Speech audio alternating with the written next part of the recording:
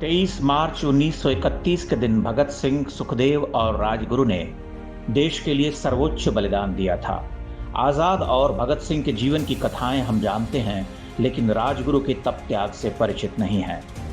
राजगुरु का मन कोमल था, फूल की पंखुड़ियों से मृदुल जिनकी आत्मा थी, उनमें वज्र को झेलने का ताप भी था। एक बार चंद्रशेखर आजाद सो रहे थे, तभी उन्हें किसी के कराहने की आवाज सुनाई पड़ी।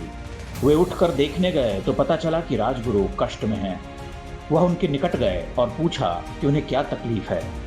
राजगुरु चुप रहे। आजाद ने उनकी देह पर हाथ रखा तो वो तड़प उठे।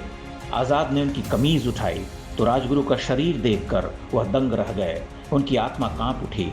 जिस्म उनका जगह जगह से दागा हुआ था। एक क्षण को अत्यंत विचलित हुए आजाद ने पूछा, यह कैसे हुआ?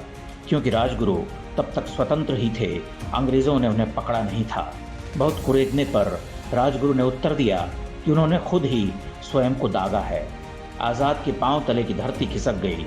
उन्होंने पूछा, भला क्यों? राजगुरु बोले, देखना चाहता था कि दमन और यातना का कितना ताप झेल सकता हूँ। कहीं गोरों ने पकड़ लिया तो दबाव में मुंह न खोल दूं। आजाद की आंखें छलछला उठीं। कैसा उत्कट प्रेम था देश के लिए राजगुरु के मन में, जो स्वयं को दाग कर देख रहे थे। ये वही राजगुरु थे जो सुंदर स्त्रियों के चित्र देखकर खुश होते थे और आजाद से उन चित्रों को दीवार पर लगाए रखने के लिए बहस भी कर लिया करते थे।